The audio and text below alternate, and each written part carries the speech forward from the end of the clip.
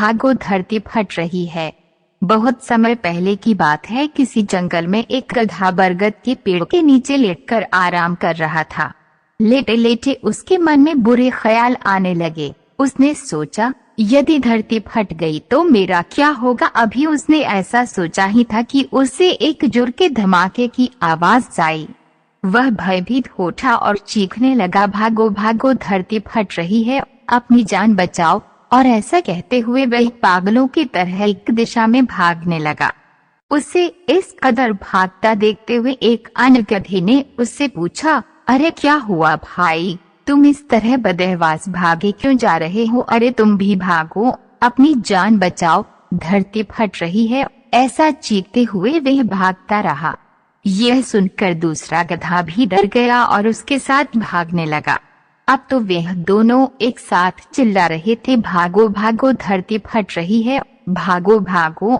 देखते देखते सैकड़ों गधे इस बात को दोहराते हुए उसी दिशा में भागने लगे। गधों को इस तरह भागता देख अन्य जानवर भी डर गए। धरती फटने की खबर जंगल में लगी आग की तरह फैलने लगी और जल्द ही सबको पता चल गया कि धरती फट रही है।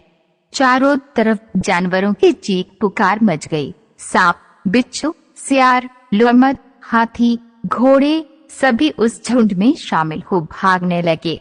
जंगल में फैले इस हो हल्ले को सुन अपनी गुफा में विश्राम कर रहा जंगल का राजा शेर बाहर निकला। उसे अपनी आंखों पर यकीन नहीं हुआ कि सारे जानवर एक ही दिशा में भागे जा रहे हैं। वह उछलकर सबके सामने आया और गूंजती हुई दहाड़ों के साथ बोला, ये क्या पागलपन है, कहाँ भागे जा रहे हो तुम सब। महाराज, धरती फट रही है, आप भी अपनी जान बचाइए।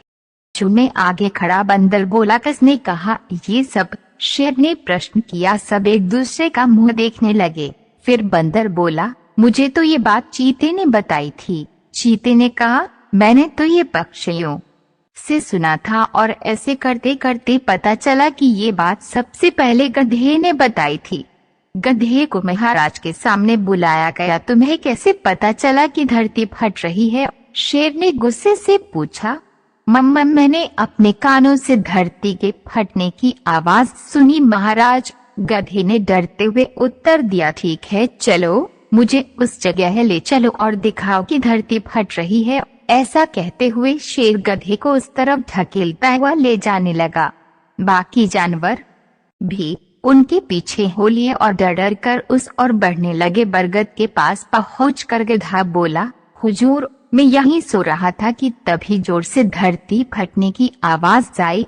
मैंने खुद उठती हुई धूल देखी और भागने लगा। शेर ने आसपास जाकर देखा और सारा मामला समझ गया।